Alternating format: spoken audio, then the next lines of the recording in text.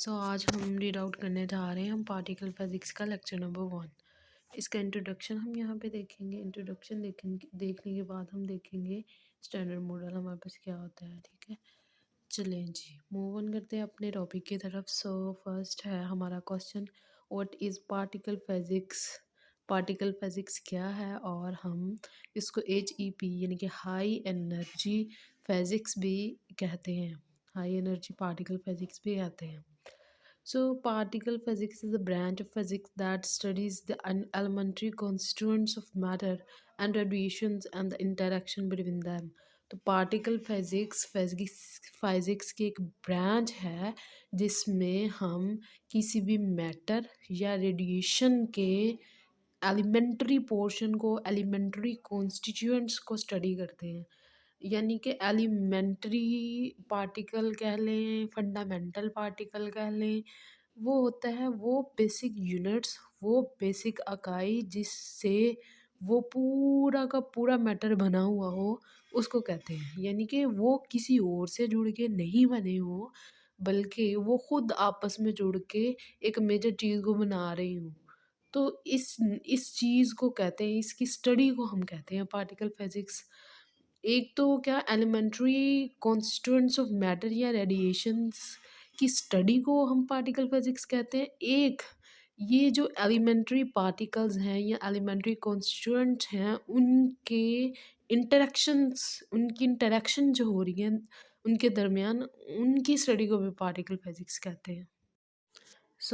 यहाँ पे बेसिक हमने इसकी डेफिनेशन पढ़ी। अब हम देखेंगे कि हाई एनर्जी फिजिक्स, ऊपर हमने देखा, हमने कहा कि जो पार्टिकल फिजिक्स है उसको हाई एनर्जी फिजिक्स भी कहा जाता है। तो यहाँ पे देखें, high energy physics, many elementary particles do not occur under normal circumstances in nature but can be created and detected during energetic collisions of other particles as is done in particle accelerators. अब यहाँ पे कहने का इसका क्या मतलब है, हम पार्टिकल फिजिक्स पढ़ रहे हैं, उसको हमने हाई एनर्जी फिजिक्स भी कह दिया है।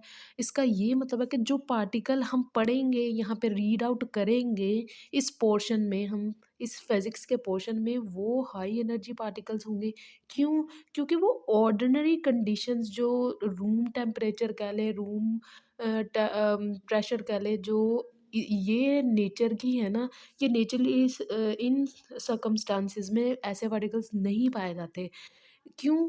क्योंकि देखें, अब हमने एटम के डीप अंडर जाना है। अब आगे जाके हम अब तक हम कहते आए हैं कि न्यूट्रॉन और प्रोटॉन भी फंडामेंटल पार्टिकल्स हैं एटम के, लेकिन इस चीज़ को भी हम रॉन्ग करेंगे। अब आप देखें, न्यूट्रॉन और प्रोटॉन भी फंडामेंटल पार्टिकल्स नहीं है, लेकिन एटम के अंदर न्यूट्रॉन और प्रोटॉन को उनकी स्टडी करने के लिए हमें बहुत डीप जाना पड़ता है, बहुत ज़्यादा एनर्जी देंगे, बहुत ज़्यादा हाई लेवल पे जाके हम बिल्कुल एक एटम के अंदर जाके फिर न्यूट्रॉन प्रोटॉन तक अप्रोच करते हैं। ठीक है? लेकिन वो भी फंडामेंटल पार्टिकल्स नहीं हैं। तो यही इनके कहने का मतलब है कि आगे जाके हम देखेंगे फंडामेंटल पार्टिकल क्वार्क्स हैं। तो इनका यहाँ पे यही कहने का मतलब है कि हाई एनर्जी फिज़िक्स में जो एलिमेंट्री पार्टिकल होते हैं ना, वो नॉर्मल सर्कमस्टेंसेस में, नेचर में नहीं पाए जाते, बल्कि उनको क्रिएट किया जाता है या उनको डिटेक्ट किया जाता है। उनकी स्टडी करने के लिए उनको डिटेक्ट किया जाता है high energy collisions with other particles. बहुत ज़्यादा एनर्जेटिक एनर्जी की हम क्या करेंगे, फ़ॉल करवाएँगे एटम के ऊपर, फिर जाके हम उसका डीप स्टडी करते जाएँगे, फिर जाके हम यानी कि कोलिजन करेंगे विद अदर पार्टिकल के साथ। जैसे पीछे भी हम करते आए हैं कि एक एटम ले लेते हैं, उन पे बॉmbardment करवाते हैं, बाहर से रेडिएशंस की करवाते हैं, फोटॉन्स की करवाते हैं। करवाने के बाद फिर हम इनकी जो है ना स्टडी करते हैं। फिर इस तरह एक तो मेथड ये हो गया कि हमने अप्रोच करना है इलेक्ट्रॉन को या क्वार्क्स को या डीप प्रोटॉन, न्यूट्रॉन से भी आगे जाके। तो हम कैसे करेंगे? उनको हाई एनर्जेटिक कोलिजन्स करवाएँगे उनके अदर पार्टिकल के साथ। और दूसरा क्या करेंगे, हमने न्यूक्लियर फिज़िक्स 1 में पढ़ा था कि हम क्या करते हैं कि पार्टिकल्स को मूव करवाने के लिए, हाई काइनेटिक एनर्जी देने के लिए हमारे पास एक्सेलरेटर्स होते हैं, जिनमें हमने बहुत ज़्यादा एक्सेलरेटर पढ़े हैं। उन एक्सेलरेटर्स में हमने न्यूक्लियर फिजिक्स 1 में वैन डे ग्राफ जनरेटर पढ़ा है, जो पार्टिकल को एक्सेलरेट करवाता है, हाई एनर्जी उसको देता है और वो बहुत ज़्यादा हाई एनर्जी से मूव करने लग जाते हैं। उसके अलावा हमने साइक्लोट्रॉन, सिंक्रोसाइक्लोट्रॉन और इस तरह के बेशुमार हमने जनरेटर या एक्सेलरेटर्स पढ़े हैं, जो एक पार्टिकल को बहुत एनर्जी के साथ मूव करवाते हैं। तो ये वो सारी कंडीशंस होंगी जिसकी वजह से हमने इसको हाई एनर्जी फिज़िक्स भी कहा। उसके बाद आगे हम देख लेते हैं कि particle physics is journey into the heart of the matter. अब मैंने जैसे आपको पहले बताया कि जो फंडामेंटल पार्टिकल हैं, आगे जाके हम इस कॉन्सेप्ट को भी क्लियर करेंगे। फंडामेंटल पार्टिकल न्यूट्रॉन, प्रोटॉन और इलेक्ट्रॉन नहीं होते, बल्कि क्वार्क्स होते हैं और इलेक्ट्रॉन होते हैं। तो कैसे हम तो वो हम बहुत ज़्यादा डीप जाएँगे, बहुत ज़्यादा डीप एटम्स के अंदर जा के हम लोग इतना ज़ूम करेंगे ना उस चीज़ को, इसलिए कह रहे हैं कि इतना हम डीप जाएँगे कि उन्होंने कह दिया है कि पार्टिकल फिज़िक्स जो है ना एक जर्नी है मैटर के हार्ट की, यानी कि हमने मैटर के हार्ट तक जाना है। उसके बाद है जी everything in the universe from stars and planets to us is made from same basic building blocks particle of matter. अब जो ये हम डिस्कस करेंगे आगे जाके क्वार्क्स के बारे में, उन्होंने कहा कि इस यूनिवर्स में जितनी भी चीज़ें हैं, स्टार्स, प्लैनेट्स कुछ भी है ना, उन सब का जो है ना बिल्डिंग ब्लॉक, उनकी सब की शुरुआत जो है ना सिर्फ़ सेम बेसिक ब्लॉक्स हैं, सेम इकाइयाँ हैं उनकी। ठीक है? आगे some particle were last in only billionth of a second after the big bang. अब यहाँ पे ये चीज़ जो है बहुत ज़्यादा इंटरेस्टिंग है। ये हमारे कोर्स में तो नहीं है, लेकिन मैं जनरल नॉलेज के लिए आपको बता देती हूँ कि जब बिग बैंग का हमने पढ़ा होगा कि एक बहुत बड़ा कोलिजन हुआ जिसकी वजह से प्लैनेट्स जो है ना वो बन गए हमारे पास। तो साइंटिस्ट कुछ कहते हैं कि उस टाइम पे ना मैटर 2 तरह के थे, एक मैटर था और एक एंटी मैटर था। ठीक है? जो एंटी मैटर इतना थोड़ा था या उसकी कैपेसिटी इतनी थोड़ी थी कि तब मैटर ने फ़ोकियत हासिल कर ली उसके ऊपर, और सारी दुनिया जो है ना ये हमारी अर्थ तक ये मैटर की हमें सिर्फ़ यहाँ पे मैटर हमें नज़र आ रहा है। तो इसका यही मतलब है कि जब बिग बैंग हमारे पास हुआ तो कुछ ऐसे पार्टिकल थे जो बिलियन्थ ऑफ अ सेकंड के लिए नज़र आए थे, जिसको साइंटिस्ट एंटी मैटर का नाम दे रहे हैं। सो वो तो ख़त्म हो गया, मैटर ने फ़ोकियत हासिल कर ली, एंटी मैटर ख़त्म हो गया, तो अब सिर्फ़ मैटर बचा है हमारे इस यूनिवर्स में। तो क्या होगा कि other form most of matter around us today, तो मैटर ही है, क्योंकि एंटी मैटर में फ़ोकियत हासिल कर ली थी मैटर में। तो अब जितने भी ये हैं, ये बिल्कुल जो हम नज़र आ रहे हैं, हम खुद जो है ना सब कुछ मैटर है हमारे पास। ठीक है? सो पार्टिकल फिजिक्स बेसिकली हमारे पास यही फंडामेंटल बिल्डिंग ब्लॉक्स की स्टडी है। और पार्टिकल फिजिक्स क्या है कि इनके इन बिल्डिंग ब्लॉक्स जिसको हम नाम दे चुके हैं फंडामेंटल पार्टिकल्स का, इन बिल्डिंग ब्लॉक्स की इंटरेक्शन की स्टडी को कहते हैं पार्टिकल फिजिक्स, कि ये कैसे इंटरेक्ट करते हैं और इनकी वजह से यूनिवर्स कैसे दिखती है और यूनिवर्स कैसे बिहेव करती है, ये सारी चीज़ें पार्टिकल फिजिक्स में आ जाती है। सो नेक्स्ट हम लोग देखते हैं एक्सपेरिमेंट दैट टॉट अस। इसमें क्या आ जाता है जी कि ये एक्सपेरिमेंट हम लोग देखेंगे, पार्टिकल फिजिक्स पढ़ रहे हैं तो हम इससे पहले जो स्टडी हुई है एक्सपेरिमेंटल वेरिफिकेशन उसकी थोड़ी नॉलेज ले लेते हैं। तो सबसे पहले है जी complex structure in the universe are made by combining simple objects in different ways. Periodic table, ये एक हमारे पास एक्सपेरिमेंटल वेरिफिकेशन कह लें या एक्सपेरिमेंट या पीछे जो भी प्रूव हो चुका है पार्टिकल फिजिक्स पढ़ने से पहले। तो इस एक्सपेरिमेंट का ये मतलब था कि पीरियोडिक टेबल में हम देखते हैं, एग्जांपल ले लेते हैं, एक हमारे पास जो है ना कार्बन की एग्जांपल ले लेते हैं। तो कॉम्प्लेक्स स्ट्रक्चर्स जो है ना यूनिवर्स में वो कैसे बनते हैं, combining simple simple objects in different veg. अब देखेंगे कार्बन का एटम है, हमने ले लिया पीरियोडिक टेबल में से। अब देखेंगे जो ग्रेफाइट है वो भी कार्बन है और जो डायमंड है वो भी कार्बन है। ग्रेफाइट क्या है, कोयले को कहते हैं, उससे टायर वगैरह बनते हैं, रोड्स बनते हैं, वो बहुत सस्ता है। On the other hand diamond वही कार्बन है लेकिन उसका स्ट्रक्चर डिफरेंट है, उसमें अरेंजमेंट एटम्स की कार्बन के की बहुत डिफरेंट है, इसलिए डायमंड बिल्कुल ही अलग शेप दे देता है, ग्रेफाइट बिल्कुल ही अलग शेप दे देता है। इस चीज़ को समझने के लिए रफली एस्टिमेटेड हम यहाँ पे लगा लेते हैं कि अगर ग्रेफाइट है तो कार्बन के एटम जो है ना कुछ इस तरह से जुड़े होंगे। रफ रफ रफ मुझे नहीं पता यहाँ पे कैसा स्ट्रक्चर होगा क्या नहीं होगा, कुछ भी। जब ग्रेफाइट ने बनना है तो जो अरेंजमेंट होगी ना स्ट्रक्चर की, सपोज कर रहे हैं हम सिर्फ यहाँ पे, वो ऐसे होगी तो हमारे पास जो है ना कार्बन का ये एक ग्रेफाइट का स्ट्रक्चर बन जाएगा, ठीक है। लेकिन अगर हम देखते हैं जो डायमंड है, अगर वही कार्बन के एटम जो है ना वो इस तरह से कुछ लग जाएँ, मतलब सपोज़ सिर्फ़ ये आप लोग को समझाने के लिए, कुछ इस तरह से लगे होंगे, तो वो जो है वो डायमंड बना देगा। तो ये चीज़ उन्होंने यहाँ पे डिस्कस की हुई है। आगे चीज़ हम आगे देख लेते हैं। Apparently, diverse phenomena are often different manifestations of the same underlying physics. Apparently, हमें नज़र आने वाले phenomena जो हो रहे हैं इस नेचर में, वो हमें लग रहा होता है कि डिफरेंट है, लेकिन उनकी बेसिक पीछे एक ही चीज़ होती है। अब देखें ऑर्बिट्स ऑफ प्लैनेट्स, हम देखते हैं कि एक प्लैनेट है, उसके गिर्द जो है ना, जैसे हमारा अर्थ है, प्लैनेट है, इसके गिर्द मून जो है रिवॉल्व कर रहा है। ये क्यों रिवॉल्व कर रहा है भाई? ये किस लिए कभी हमने सोचा ये कर रहा है?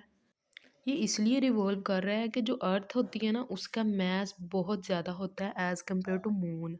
तो स्पेस टाइम की एक चादर होती है या एक फैब्रिक होता है एक स्पेस टाइम का, जिससे जो है ना उसके कोई भी मैसिव ऑब्जेक्ट है, ये स्पेस टाइम कह ले, पूरी यूनिवर्स में फैला हुआ है स्पेस टाइम की चादर या स्पेस टाइम का फैब्रिक। इसके अंदर जब मैसिव कोई रखेंगे बॉडी, तो ये क्या करना है, इसने नीचे को चला जाना है, नीचे को। जैसे एक कपड़ा बांध लें हम लोग और उसके ऊपर एक हैवी चीज़ रखें, बेंड हो जाएगा कपड़ा नीचे को, इसी तरह इसके कॉन्सेप्ट को ग्रेविटी कहा जाता है, ठीक है। हम जब देखते हैं कि अर्थ जो है वो बहुत मैसिव है, तो वो क्या करेगी, स्पेस टाइम का जो फाइब्रिक होगा ना उसको थोड़ा सा बेंड कर देगी। बेंड होने की वजह से उसके गिर्द जो है वो लाइट ऑब्जेक्ट होंगे ना, अगर कोई चीज़ बेंड होती है, स्पेस टाइम फैब्रिक को बेंड करती है, तो उसके गिर्द जो है वो लाइट जो ऑब्जेक्ट्स होते हैं ना वो रिवॉल्व करना स्टार्ट हो जाते हैं। इस कॉन्सेप्ट को नाम दिया हमने ग्रेविटी का। और जो हम देखते हैं कि अगर कोई भी, और दूसरी चीज़ जो बिल्कुल ऑपोज़िट हम नज़र आने में लग रही है, नज़र भी आने में और फ़ील करने में भी लग रही है। एक एप्पल जो है वो ज़मीन के डाउनवर्ड ही क्यों फ़ॉल करता है? वो ऊपर क्यों नहीं जाता? साइड क्यों नहीं जाता? बैक क्यों नहीं जाता? वो नीचे ही क्यों फ़ॉल कर रहा है? वो भी ग्रेविटी की वज़ह से है। तो ये दोनों कॉन्सेप्ट जो है ना हमारे पास, orbits of planets and apple falling from the tree, ये एक ही है, ग्रेविटी की वज़ह से दोनों प्रोसेस हो रहे हैं। तो इसी चीज़ में उन्होंने ये बताया हुआ है। फिर नेक्स्ट पॉइंट है हमारे पास, almost everything is made of small objects that like to stick together. Particle हैं, एक दूसरे के साथ स्टिक करते हैं, उनमें फोर्सेस लगती हैं, तमाम के तमाम ही जो पार्टिकल है, मैटर है, वो अट्रैक्ट भी होता है, एक दूसरे को अट्रैक्ट भी करता है। यानी कि इलेक्ट्रॉन इलेक्ट्रॉन को अट्रैक्ट करता है, और जो प्रोटॉन या कह लें पॉजिटिव चार्ज का जो है वो नेगेटिव वाले को रिपेल करेगा। तो ये सॉरी अट्रैक्ट करेगा, और इलेक्ट्रॉन इलेक्ट्रॉन जो लाइक चार्जेस हैं वो एक दूसरे को रिपेल करेंगे। तो तकरीबन सारी की सारी चीज़ें जो होती हैं एक दूसरे के साथ स्टिक करती हैं, उनमें बेसिक फिनोमेना कि वो पार्टिकल हैं और उनके दरमियान फोर्सेस हैं। ये फोर्सेस अट्रैक्शन की होगी या रिपल्शन की होगी। फिर उसके बाद every institution is not necessarily a good guide. कोई भी अदारा काम किया, ये नहीं ज़रूरी कि हर अदारा 100% ही जो है ना बिल्कुल ठीक से काम कर रहा हो और नॉलेज डिलीवर कर रहा होगा, ऐसा नहीं हो सकता। हर इंस्टीट्यूशन मतलब जो है ना गुड गाइडेंस नहीं दे सकता। So we live in quantum world even if it's not obvious to us, मतलब हम क्वांटम की दुनिया में रह रहे हैं, जितने भी प्रोसेसेस हो रहे हैं हमारे, उनको हम फील नहीं कर रहे। यानी कि जितने भी प्रोसेस है इलेक्ट्रॉन का, हम बिजली इस्तेमाल करते हैं, हमने अपनी आंखों से फ्लो ऑफ इलेक्ट्रॉन तो नहीं देखा हुआ, वो क्वांटम प्रोसेसेस हो रहे हैं, लेकिन इतने डीप हैं वो, उनको अपनी नेक्ड आई से हम देख नहीं सकते, लेकिन ऑब्वियस है कि वो हो रहे हैं। आगे history of a particle physics, तो हिस्ट्री थोड़ी सी हम देखेंगे कैसे पार्टिकल फिजिक्स की शुरुआत हुई।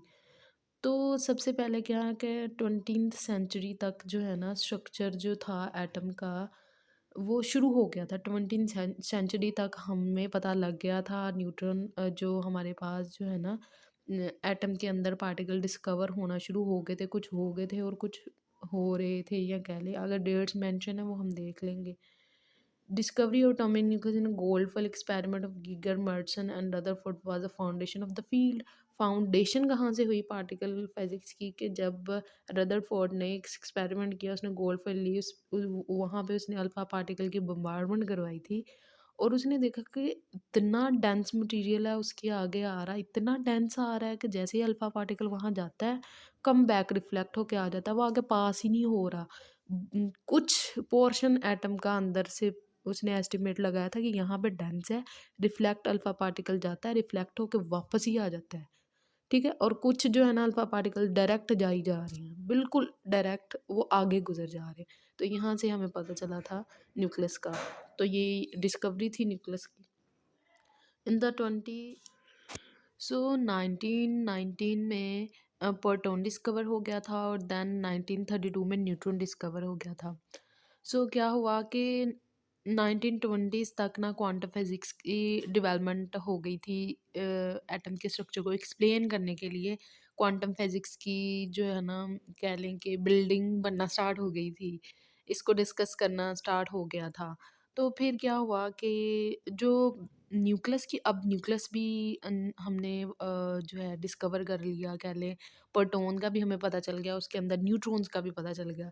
मेजर क्वेश्चन ये आया, ये नहीं समझ आ रही थी हमें कि न्यूक्लियस कैसे बाइंड है।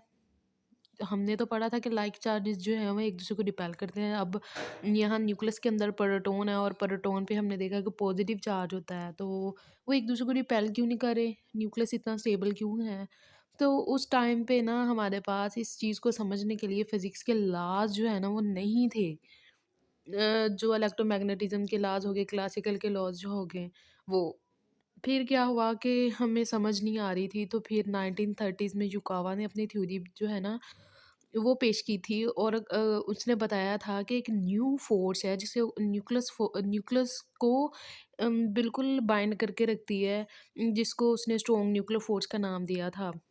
उसने बताया कि न्यूक्लियस के अंदर जो है ना एक और पार्टिकल भी है, न्यूट्रॉन और प्रोटॉन के अलावा एक और पार्टिकल भी है जिसके एक्सचेंज होने की वजह से प्रोटॉन बिल्कुल स्टेबल है, एक दूसरे को रिपेल नहीं करते और न्यूक्लियस इतना जो है वो मतलब कह लें कि बाइंड हुआ हुआ है वो, उसके अंदर जितने भी पार्टिकल बिल्कुल स्ट्रॉन्ग न्यूक्लियर फोर्स के साथ बाइंड हुए हैं, वो एक दूसरे को रिपेल नहीं करते।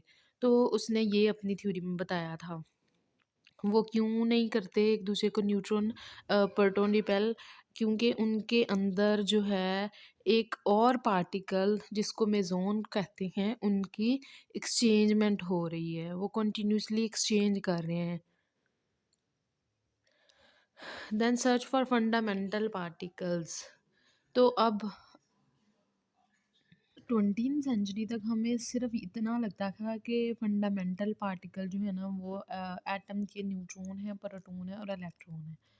उसके बाद क्या हुआ कि प्रोटॉन के कंसेप्ट से युकावा ने अपनी थ्योरी पेश की और वहाँ से बताया कि नहीं, मेसॉन्स भी पार्टिकल्स हैं जिसकी एक्सचेंजमेंट की वजह से प्रोटॉन स्टेबल है न्यूक्लियस के अंदर, एक दूसरे के साथ अटैच है। फिर क्या हुआ, अदर पार्टिकल जो है ना डिस्कवर होना शुरू हो गए, फंडामेंटल जो पार्टिकल है। 1930 में जो फर्मी थे उन्होंने अपनी थ्योरी में बताया कि न्यूट्रिनो जो है ना उनके बारे में हमें एक्सप्लेनेशन दी।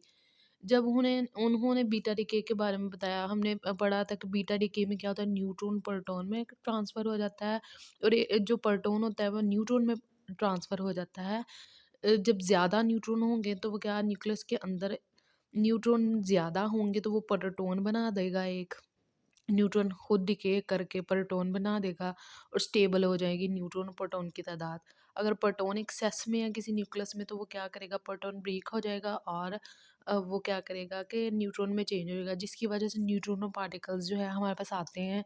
उनमें इलेक्ट्रॉन और पॉजिट्रॉन भी आते हैं, लेकिन खैर इस थ्योरी से हमें ना न्यूट्रिनो के कॉन्सेप्ट के बारे में फर्मी ने बताया 1930 में। देन उसने बताया ये क्यों होता है, क्योंकि इस थ्योरी में उसने बताया कि ये न्यूट्रॉन और प्रोटॉन की बीटा डिके की वजह से होते हैं, न्यूट्रॉन और प्रोटॉन एक दूसरे में डिके होते हैं, वो ड्यू टू वीक फोर्स से होते हैं।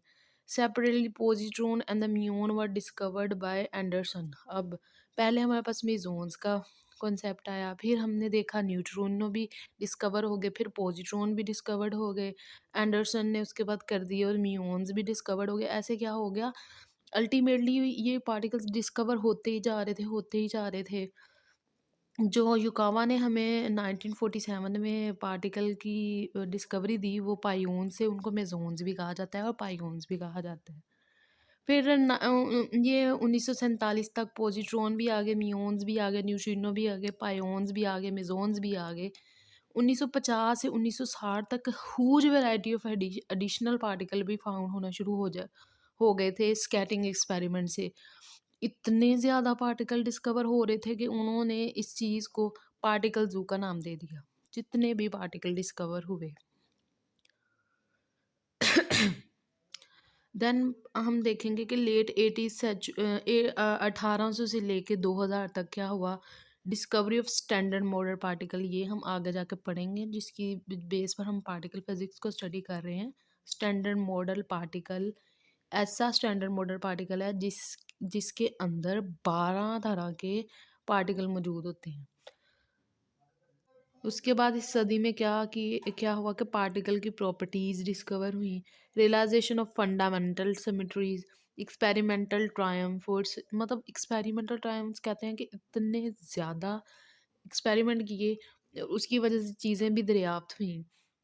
लेकिन इस सेंचुरी में या इस ड्यूरेशन में बहुत सारी पजल्स भी आए, फ्रस्ट्रेशंस भी आए, कन्फ्यूजन्स भी आए, पार्टिकल्स भी डिस्कवर हुए, उनके नाम भी रखे गए, उनकी प्रॉपर्टीज़ को भी डिस्कस किया गया, ऐसे बहुत ज़्यादा हुए। तो यहाँ से आगाज़ हो गया पार्टिकल फिज़िक्स का। यहाँ तक हमें जितने भी पार्टिकल हैं जो कि फंडामेंटल हैं, वो इतनी पज़ल्स, फ्रस्ट्रेशंस, कन्फ्यूजन के साथ हमें पता चल गया। आगे from classical physics to modern physics and particle physics. पहले क्लासिकल फिज़िक्स को डिस्कस करते थे, फिर क्लासिकल के कुछ लॉज जो हैं फेल होना शुरू हुए, जो नई कुछ प्रोसेसेस को डिफाइन कर पा रहे थे, मॉडर्न फिज़िक्स आ गई। फिर क्या हुआ कि पार्टिकल फिज़िक्स का आगाज़ हुआ, जैसे जैसे इतने ज़्यादा पार्टिकल डिस्कवर हुए, बल्कि फंडामेंटल पार्टिकल डिस्कवर हुए, तो उन पार्टिकल फिज़िक्स की स्टडी की गई, तो आज हमारे पास स्टैंडर्ड मॉडल अवेलेबल है। स्टैंडर्ड मॉडल जो है आगे जाके हम डिस्कस करते हैं क्या है। अच्छा जी, यहाँ पे एक मेजर क्वेश्चन है, are proton and neutrons fundamental, क्या न्यूट्रॉन और प्रोटॉन फंडामेंटल है? अब तक तो हमने यही पढ़ा है, electron, proton, neutron are the fundamental particles of atom. तो देखते हैं, to the escape particles who the next logic step was to investigate whether these pattern could be explained by postulating that all baryons and mesons are made of other particles. These particles were named quarks. तो जितने भी particle discover हुए उनको हमने नाम दिया particle जू का। तो वहाँ पे कह रहे हैं कि हमने देखना था कि जितने भी पार्टिकल्स हैं वो सारे के सारे क्वार्क्स से मिलके बने हैं। इस चीज़ को एक्सप्लेन करना था, या फिर वो किसी और पार्टिकल होते हैं फंडामेंटल जिससे वो बने हुए हैं। ठीक है। As far as we know quarks are like point in geometry, they are not made up of anything else. तो यहाँ तक हमने क्या कहा कि क्वार्क्स जो होते हैं ना, वो पॉइंट होते हैं, बिल्कुल बिल्कुल अपनी नेचर में या अपनी ज्योमेट्री में, अपने स्ट्रक्चर में बिल्कुल पॉइंट होते हैं। यहाँ तक हमने कह दिया कि क्वार्क्स जो है ना, इनसे छोटी कोई चीज़ नहीं है।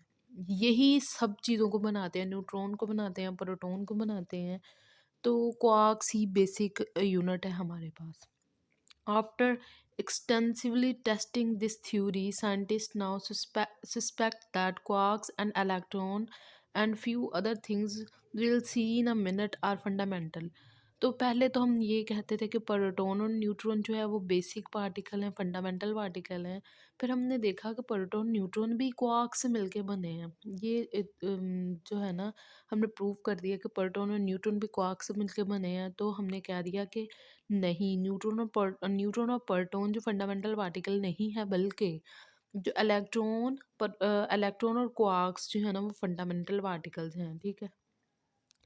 उसके बाद जी, an elementary particle, fundamental particle is a particle not known to have substructure that is it is not known to be made up of smaller particles.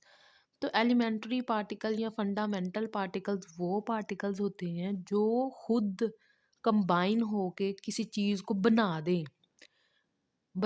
ऐसा कर सकते हैं वो खुद मिलके एक चीज़ को बना सकते हैं, लेकिन कोई और चीज़ जो है ना इनको ना बना सके फंडामेंटल पार्टिकल्स को। यानी कि वो खुद किसी से नहीं बने हुए, बल्कि आपस में मिलके किसी चीज़ को बना रहे हैं, तो उनको फंडामेंटल पार्टिकल्स कहा जा रहा है। तो यहाँ पे स्केल है एटम का, साइज़ में हमने देखना है कि जो ये साइज़ इन एटम है, ये मीटर में साइज़ है, ठीक है।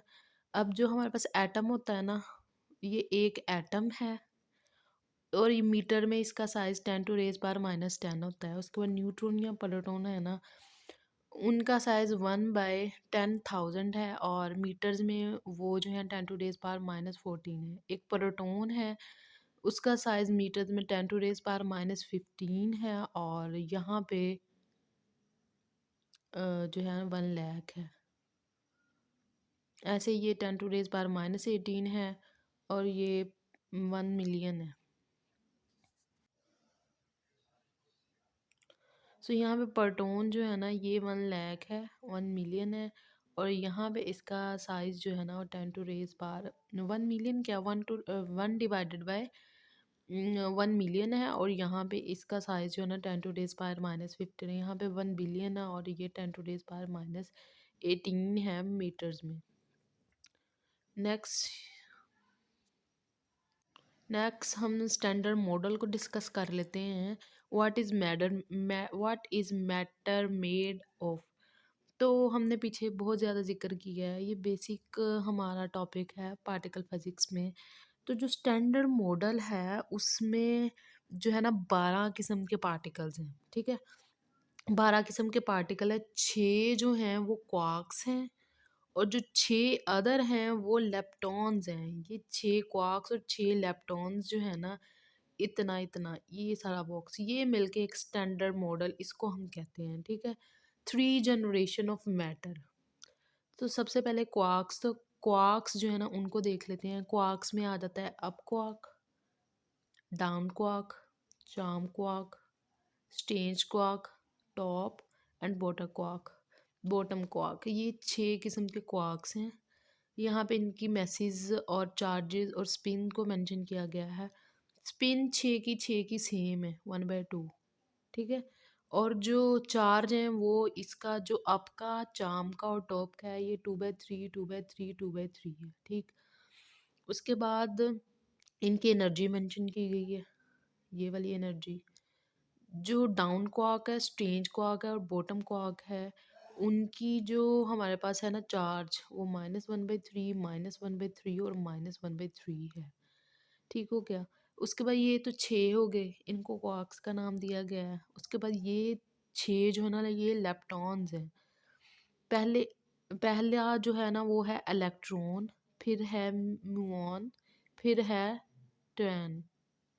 उसके बाद जो ये 3 ये हो गए, 3 ये वाले हैं, ये हैं इलेक्ट्रॉन न्यूट्रिनो, मुऑन न्यूट्रिनो और टैन न्यूट्रिनो, ठीक है।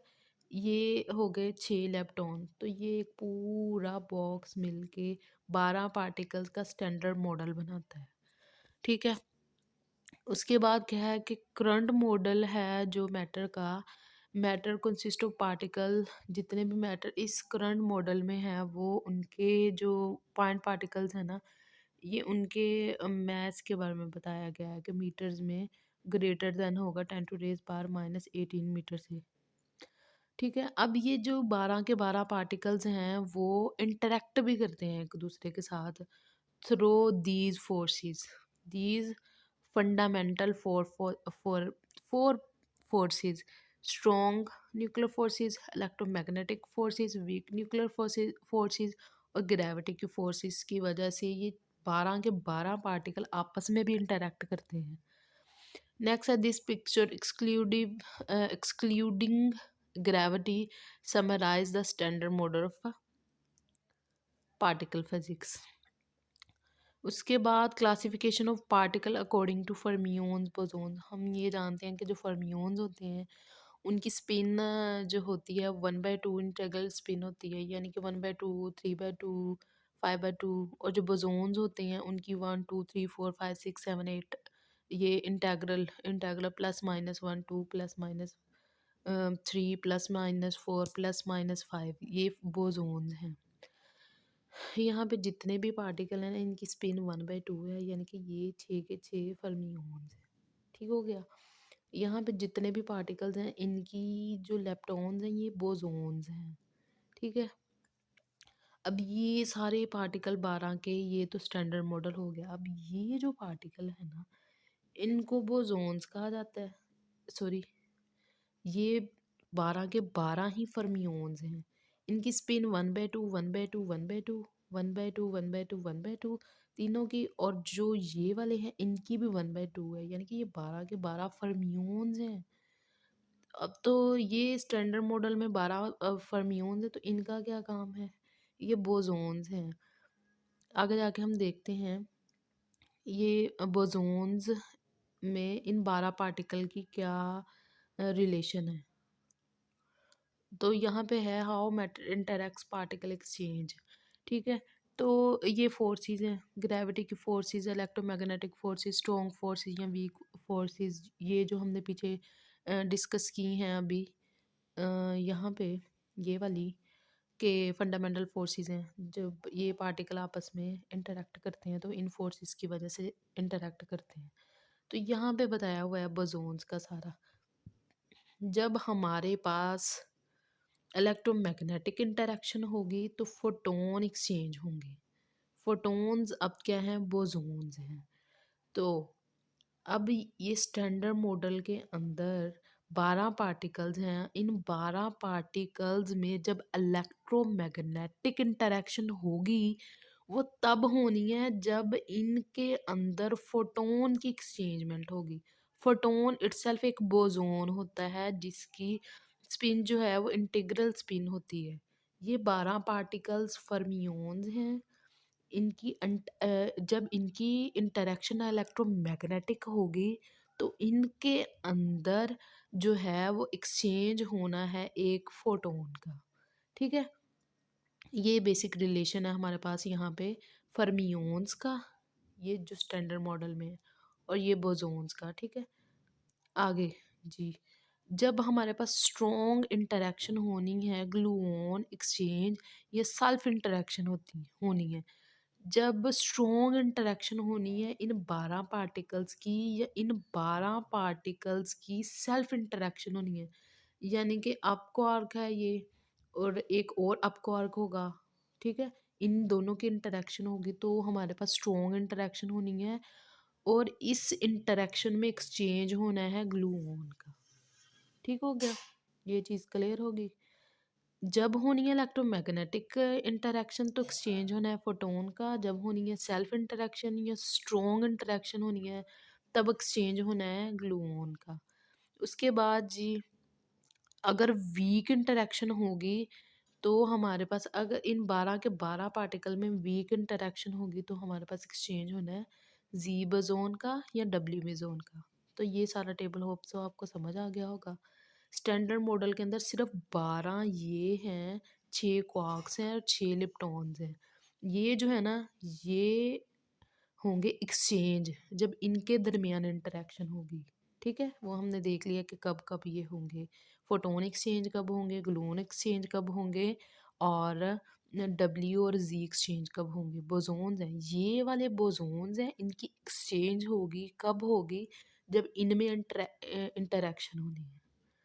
अच्छा जी, अब यहाँ पे हमने देखना है पार्टिकल, तो हमने स्टैंडर्ड मॉडल में पढ़ लिए वो 12 पार्टिकल्स हैं, 6 लेप्टॉन हैं और 6 क्वार्क्स हैं। अब हमने इनके एंटी पार्टिकल्स को भी स्टडी करना है। यहाँ पे आपने गौर किया होगा टेबल में इनके अल्टीमेटली नाम भी दिए हुए हैं। जो अप है उसको यू से डिनोट किया है, चार्म को सी से, टॉप को टी से, डाउन डी से, स्ट्रेंज को एस से और बी को बॉटम से। ऐसे ही लेप्टॉन्स जो है ना उनको किया हुआ है न्यूट्रिनो, इलेक्ट्रॉन न्यूट्रिनो है तो वी ई या म्यू ई से किया हुआ है। म्यून न्यूट्रिनो है तो उसको म्यू से किया हुआ है, साथ में इसको क्या कहते हैं, जो भी कहते हैं, एप्सिलॉनॉट कहते हैं। नहीं, एप्सिलॉनॉट नहीं कहते, मुझे मेरे ज़हन से भूल गया, किसी को याद है तो मुझे प्लीज़ बता दें। ठीक है? ये टॉ है, ठीक है? टॉ, न्यूट्रिनो, इसको म्यू, टॉ से डिनोट किया गया है। उसके बाद इलेक्ट्रॉन है को ई से, उसके म्यू कहते हैं इसको, यस। इसको म्यू कहते हैं। न्यू जो है उसको म्यू वाले साइन से किया गया है डिनोट, और टॉ को टॉ वाले साइन से किया गया है डिनोट। तो ये इसके नाम, हमने इसकी सिंबल्स को अच्छे तरीके से याद करना है। अब हम पढ़ने लगे हैं एंटी पार्टिकल्स। कहा है कि जितने भी क्वार्क्स हैं या जितने भी लेप्टॉन्स हैं उनके एंटी पार्टिकल भी होते हैं। अगर कोई अप क्वार्क है ना तो उसका एंटी पार्टिकल भी होगा, ठीक है? अगर कोई डाउन क्वार्क है तो उसका भी एंटी पार्टिकल होगा। सारे उन्होंने ये बताया हुआ है, ठीक है? कि उन्होंने कहा है कि जितने भी क्वार्क्स या लेप्टॉन्स होंगे इनके एंटी पार्टिकल पार्टनर्स भी होते हैं, ठीक है? वो कैसे होते हैं? इनके जो एंटी पार्टिकल होते हैं उनके क्वांटम नंबर रिवर्स हो जाते हैं, ठीक है? क्वांटम नंबर बिल्कुल ऑपोजिट हो जाते हैं। तो एंटी क्वार्क्स ये थे, अप था, डाउन था, और स्ट्रेंज था, चार्म था, बॉटम और टॉप। अब इनके एंटी क्वार्क्स को हमने इसके ऊपर बार लगा के शो कर दिया है। जितने, अगर अप क्वार्क था तो अप क्वार्क का जो एंटी अप क्वार्क होगा ना उसको यू बार से डिनोट करेंगे, ठीक है? उसके बाद डाउन क्वार्क था, हमारे पास डाउन क्वार्क था, उसको डी से डिनोट कर रहे थे। तो जब हमने डाउन क्वार्क का एंटी डाउन क्वार्क करना है तो उसको उसके ऊपर बार लगा देनी है। ठीक हो गया? उसके बाद एंटी एंटी लेप्टॉन्स हैं, इनके भी ऐसे ही हैं। एंटी लेप्टॉन में देखें, जो ई था ना, इलेक्ट्रॉन के लिए ई था, तो इसके इलेक्ट्रॉन के एंटी पार्टिकल को जो है हमने ई प्लस कह दिया। हम जानते हैं इलेक्ट्रॉन पे ई माइनस होता है ना, तो हमने इसके इलेक्ट्रॉन के एंटी पार्टिकल को ई पॉजिटिव कर दिया। उसके बाद जो है हमारे पास म्यू था, म्यू के ऊपर कोई साइन नहीं था, म्यू के एंटी पार्टिकल को हमने म्यू पॉजिटिव कह दिया, टॉ के को हमने टॉ पॉजिटिव कह दिया, ठीक है? इसी तरह जो दूसरे थे हमारे पास, ये वाले इलेक्ट्रॉन न्यूट्रिनो, म्यू न्यूट्रिनो और टॉ न्यूट्रिनो थे, इनके ऊपर बार लगा दी तो ये इनके एंटी पार्टिकल्स बन गए। The anti electron is known as positron, जो हम पहले पढ़ के भी आ चुके हैं। जो इलेक्ट्रॉन होता है उसका एंटी पार्टिकल जो होता है उसको ई पॉजिटिव से डिनोट किया जाता है और उसको पॉजिट्रॉन कहा जाता है। उसके बाद anti quarks have anti colors, ठीक हो गया? जो एंटी क्वार्क्स होते हैं हमारे पास, up down strange charm bottom top, उनके कलर्स भी होते हैं, ठीक है? Note, electric charge has value, जो कोई भी इलेक्ट्रिक चार्ज है उस पर या तो चार्ज ज़ीरो होता है या पॉजिटिव होता है या माइनस होता है। कलर चार्ज हैज़ वैल्यूज़, ठीक है? अब देखें, उन्होंने कहा कि जो होते हैं ना हमारे पास क्वार्क्स, उनके कलर्स भी होते हैं। अगर रेड कलर का है ना तो उसका जो रेड कलर का एक क्वार्क है हमारे पास, तो उसका एंटी पार्टिकल का जो कलर होगा ना वो रेड के ऊपर बार होगा। अगर जी ग्रीन है हमारे पास किसी भी क्वार्क का कलर, तो उसका एंटी पार्टिकल जो होगा ना उसका ग्रीन और ऊपर बार होगा। आगे हम कलर देखेंगे।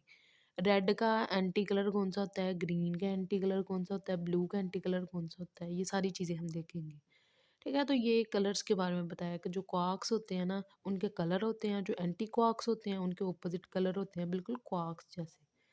When particles and antiparticle meet they in an annihilate to give energy with all quantum number zero. अब देखें, एक पार्टिकल है और दूसरा उसका एंटी पार्टिकल, जब इन्होंने मीट करना है ना, इन्होंने ज़ीरो क्वांटम नंबर की एनर्जी को मीट करना है, जिसका कोई क्वांटम नंबर ही नहीं है, ठीक है? मतलब देखें, अगर पार्टिकल है एक, उसकी 1/2 है क्वांटम नंबर, कोई एक स्पिन स्पिन ने एक क्वांटम नंबर ले ले, अगर एंटी पार्टिकल है ना उसका +1/2 होगा, तो ये जब मीट करेंगे तो ज़ीरो ज़ीरो बना देंगे। यानी कि जो भी है, जितना भी क्वांटम नंबर है, कुछ भी है, एल एल का, एम एस का, या एस का, या एम एल का, या एन का, ये क्वांटम नंबर होते हैं चार हमारे पास। जब पार्टिकल को और एंटी पार्टिकल के दोनों के क्वांटम नंबर्स को मिक्स किया जाएगा, ऐड किया जाएगा, तो ज़ीरो आने हैं, सबकी वैल्यू ज़ीरो आ जाती है, ठीक है? जो पार्टिकल होता है वो बिल्कुल ऑपोजिट होता है, बिल्कुल ऑपोजिट होता है अपने एंटी पार्टिकल के, इसलिए वो ज़ीरो दे देता है हमें। आगे जो है hadrons. Quarks can not exist as isolated particle. जो क्वार्क होता है ना वो अकेला पार्टिकल एज ए अकेले पार्टिकल नहीं रह सकता।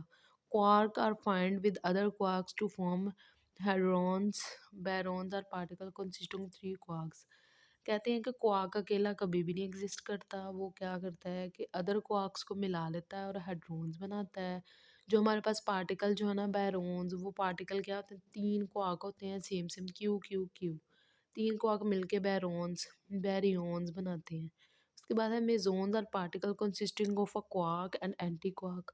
अब जो मेसोन पार्टिकल होता है ना हमारे पास, उसमें एक क्वार्क होता है और एक एंटी क्वार्क होता है। ये क्यू होगा और एंटी क्वार्क के लिए क्यू बार होगा। बिल्कुल ऐसे,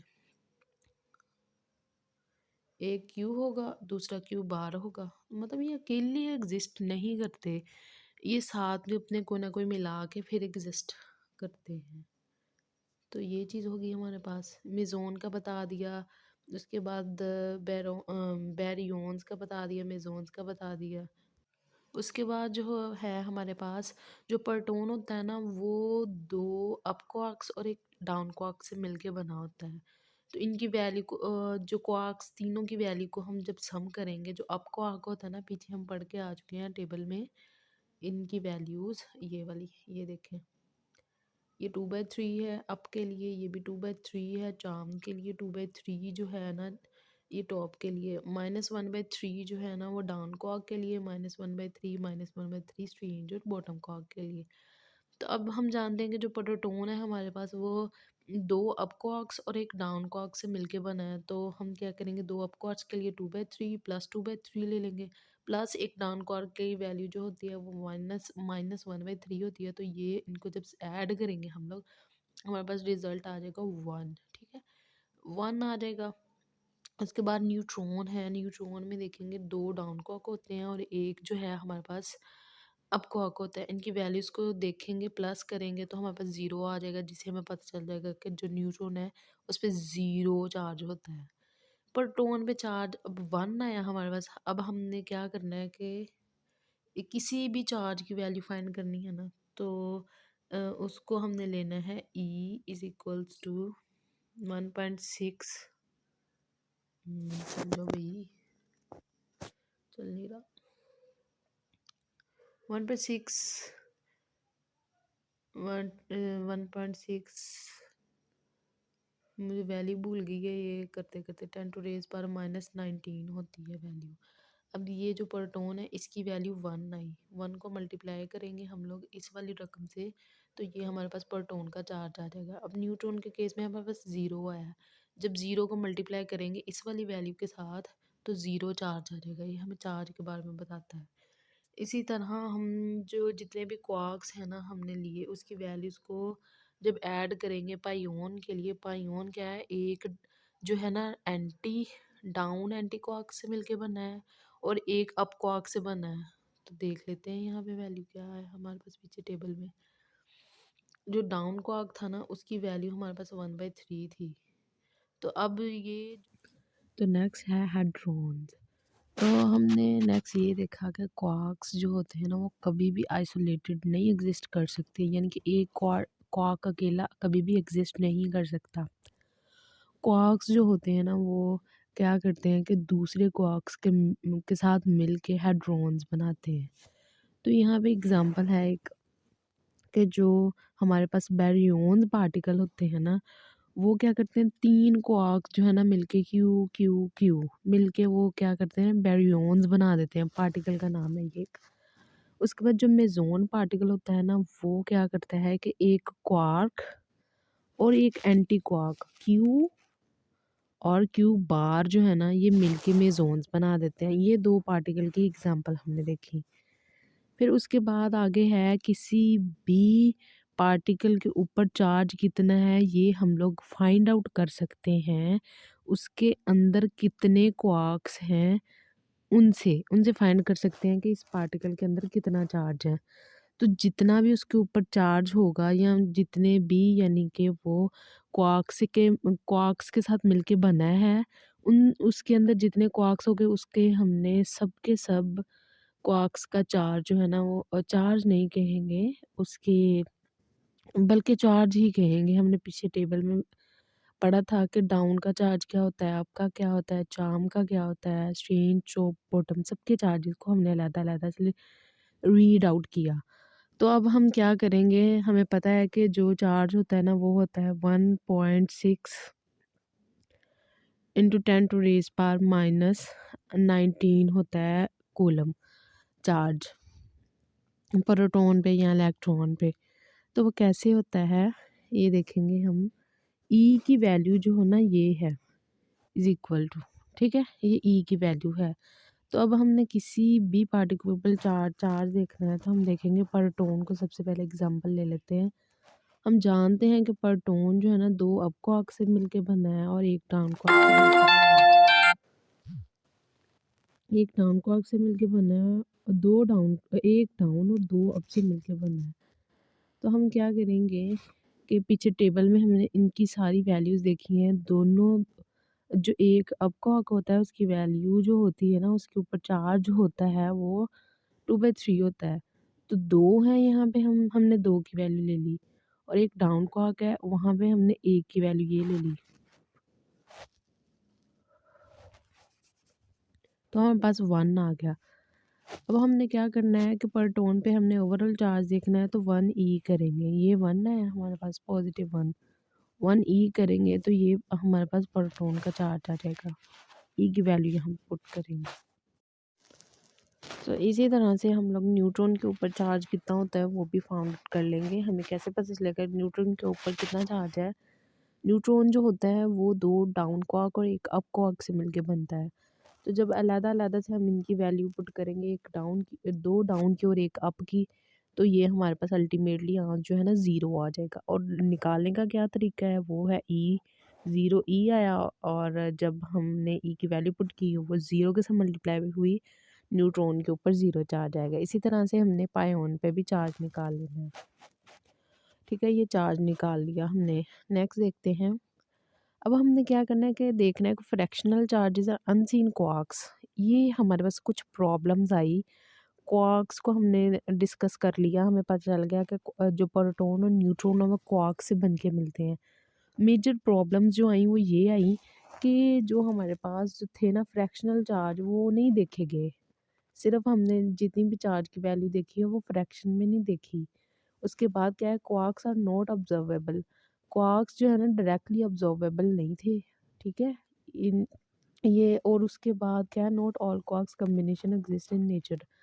हमने कॉम्बिनेशन अब तक पढ़े हैं कि डाउन 2 डाउन का और 1 अप का और 2 अप और 1 डाउन क्वार्क का।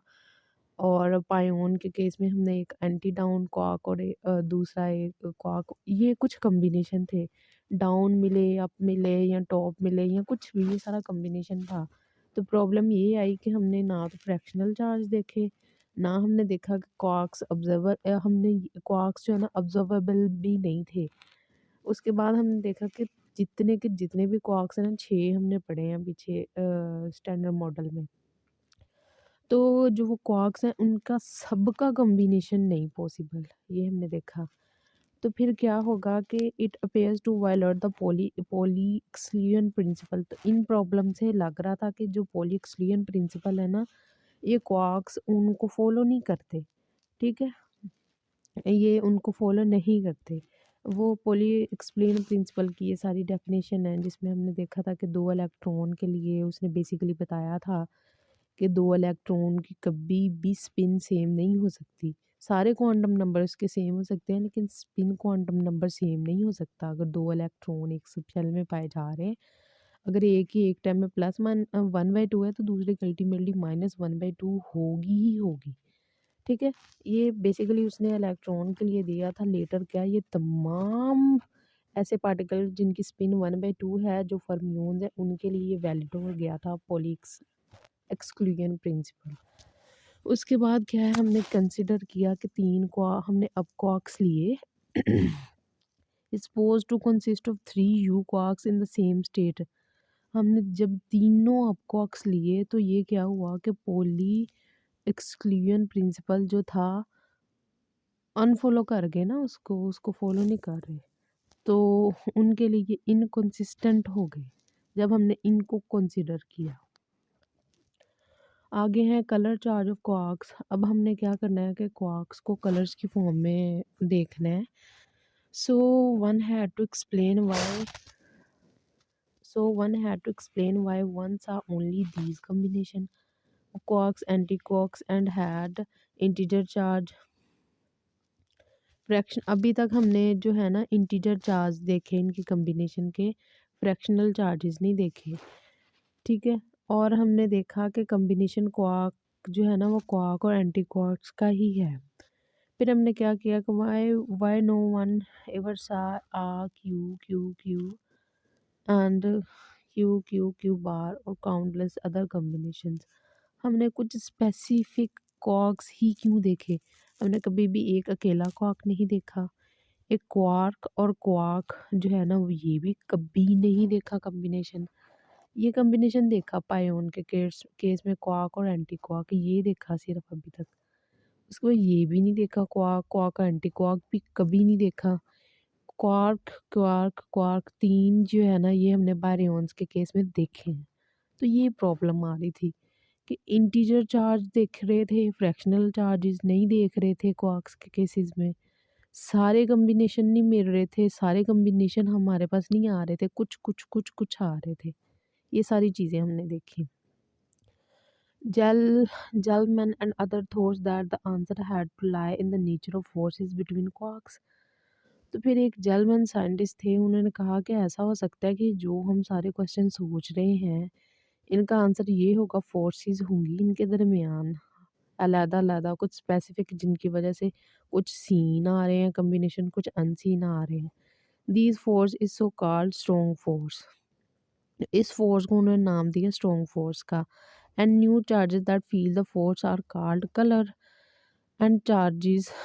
फिर उन्होंने कहा कि क्वार्क्स के जो कॉम्बिनेशन हैं, जो पॉसिबली सीन आ रहे हैं हमारे पास, वो जो होंगे क्या करेंगे उनमें स्ट्रॉन्ग फोर्सेस होंगी और उन फोर्सेस की वजह से इनको कहा जा रहा है कलर चार्जेस। जो पॉसिबल आ रहे हैं ना इनको कलर चार्जेस का नाम दिया जा रहा है। Even thought they have nothing to do with ordinary colours. Ordinary colours के साथ नहीं, मतलब जो पॉसिबल सीन हमारे पास आ रहे थे ना उनके उनको उन्होंने कलर्स की फॉर्म में डिस्टिंग्विश किया, बताया कि जो हम सीन कर रहे हैं उनमें एक स्ट्रॉन्ग फोर्स होती हैं, दूसरा स्ट्रॉन्ग फोर्स होने की वजह से जो हमें लगता है कि कलर्स चार्जेस हैं। उसके बाद अगर they propose the quarks can have 3 colour charges, these type of charges are called colour because certain combination of quark colours would be neutral in the sense they 3 ordinary colours can yield white neutral colour. फिर उन्होंने बताया कि जो scene quarks combination है ना उसमें हमें colours जो है ना उनकी फॉर्म में हम बता रहे हैं इन सबको। वो कह रहे हैं कि हमें जो अनसीन क्वार्क्स नहीं ना मिल रहे, हमें नज़र नहीं आ रहे, ऐसा हो सकता है कि वो 3 मिलके न्यूट्रल कर दें, वाइट कलर बना दें, जिसकी वजह से उसको हम फ़ील नहीं कर पा रहे। ये सारी कॉम्बिनेशन थी यहाँ पे कलर्स की, कि जो अभी तक हमें फ्रैक्शनल चार्जेस नहीं मिल रहे, उनमें ऐसा हो सकता है कि वो उन क्वार्क्स की कॉम्बिनेशन हो जो मिलके न्यूट्रल कलर बना दें या वाइट कलर बना दें। Only particle that are colour neutral can exist which is why only Q Q Q and Q Q bar are seen. यही वजह है कि 3 कलर जो हैं वो मिलके न्यूट्रल कलर बना देते हैं, जिसकी वजह से हम नज़र नहीं आते। इसी वजह से जो नज़र आ रहे हैं ना ये 3 क्यू और क्यू क्यू बार, सिर्फ यही सीन आ रहे हैं क्योंकि इनके क्वार्क्स के कलर जो है ना वो न्यूट्रल कलर नहीं बना रहे, इसलिए इसको हम फील कर रहे हैं। This also resolve a problem with Pauli principle. तो ये पॉली एक्सक्लूजन प्रिंसिपल की प्रॉब्लम को भी सॉल्व कर दिया। नीचे इन्होंने कलर स्कीम बताई हुई है हमारे पास कि जो रेड है और यहाँ फिर ग्रीन है, इस वाले पोर्शन में ये मिलके जो ऑरेंज सा कलर बना रहा है। उसके बाद जो ग्रीन और ब्लू है ये मिलके ये जिंक कलर बना रहा है। ये कॉम्बिनेशन बताए हुए हैं उन्होंने कलर्स के, और यहाँ पे लिखा हुआ है just like combination of red and blue gives purple, red और ब्लू मिलके पर्पल देते हैं। Combination of certain colours gives white. कुछ कम कलर कॉम्बिनेशंस ऐसे होते हैं जिसकी वजह से न्यूट्रल कलर यानी कि वाइट कलर दे देते हैं। One example is a combination of red green and blue. Red green और ब्लू तीनों जब मिल जाएंगे ना क्वार्क, ये वाइट कलर देंगे। ठीक हो गया। कलर एंड एंटी कलर, तो ये उन्होंने अभी तक हमने पढ़ा कि जो मेजर क्वार्क्स के कलर हैं वो या तो रेड है, ग्रीन है, ब्लू है। और इनके एंटी क्वार्क्स, ये क्वार्क है ना, कलर्स को क्वार्क्स को कलर से हम यहाँ पे रिप्रेजेंट कर कर रहे हैं। तो फिर जो रेड होगा उसका एंटी क्वार्क जो है ना जिंक से रिप्रेजेंट करते हैं, इनको एंटी रेड कहते हैं। जो ग्रीन है इसका जो है ना एंटी ग्रीन ये वाला कलर है। ब्लू जो है उसका एंटी ब्लू ये है। ठीक है, ये सारी लाइन क्वार्क्स कलर की हैं, ये सारी लाइन एंटी क्वार्क कलर्स की हैं, ये एंटी कलर की हैं। बस यही थी आज की स्टोरी। समरी देख लेते हैं। हमने देखा कि 6 क्वार्क्स होते हैं और 6 लेप्टॉन्स होते हैं, जो कि हमने कहा कि ये फंडामेंटल ब्लॉक्स ऑफ नेचर हैं, जो हमने स्टैंडर्ड मॉडल में रीड आउट किए। They have anti particles. ये 6 लेप्टॉन 6 क्वार्क्स हैं, ये पार्टिकल्स हैं, इनके एंटी पार्टिकल्स भी होते हैं जो कि they have anti particles I the same quantum number except electric charges. इनके जो एंटी पार्टिकल होते हैं ना पार्टिकल्स के, उनके क्वांटम नंबर सेम होते हैं लेकिन इलेक्ट्रिक चार्जेस डिफरेंट होते हैं। क्योंकि क्वार्क्स है फ्रैक्शनल इलेक्ट्रिक चार्जेस, क्वार्क्स के फ्रैक्शनल इलेक्ट्रिक चार्जेस भी होते हैं, लेकिन वो हमारे लिए हर्डल, हमारे लिए फ्रस्ट्रेशन क्यों बन गए, क्योंकि वो सीन नहीं थे, हम देख नहीं पा रहे थे उनको फ्रैक्शनल इलेक्ट्रिक चार्जेस को। New charge for quarks has been introduce, this charge is colour. तो फिर क्या हुआ कि क्वार्क्स को हम नंबर की फॉर्म में दे रहे थे चार्ज, तो वो हमारे लिए प्रॉब्लम सॉर्ट आउट नहीं हो रही थी। जब हमने क्वार्क्स को कलर की फॉर्म में चार्ज किए तो फिर हमें ज़्यादा अच्छे से समझ आनी शुरू हो गई। तो हमने कलर्स दे दिए, चार्ज की जगह पे कलर दे दिए। Quarks and leptons exert forces by exchanging mediator particles. Quarks और लेप्टो 6 क्वार्क्स हैं, 6 लेप्टॉन्स हैं, ये मिलके 12 मॉडल बनाते हैं स्टैंडर्ड मॉडल, और इनको फर्मियोन्स कहा जाते हैं। ये एक्सर्ट करते हैं force by exchanger mediator particle को एक्सचेंज करते हैं। मेडिएटर पार्टिकल्स पीछे हमने पढ़ा था मेसोन्स थे। पार्टिकल मेडिएटर पार्टिकल मेसोन्स हैं जो एक्सचेंज होते हैं जब क्वार्क्स और लेप्टॉन्स एक दूसरे के अंदर इंटरेक्शन करते हैं।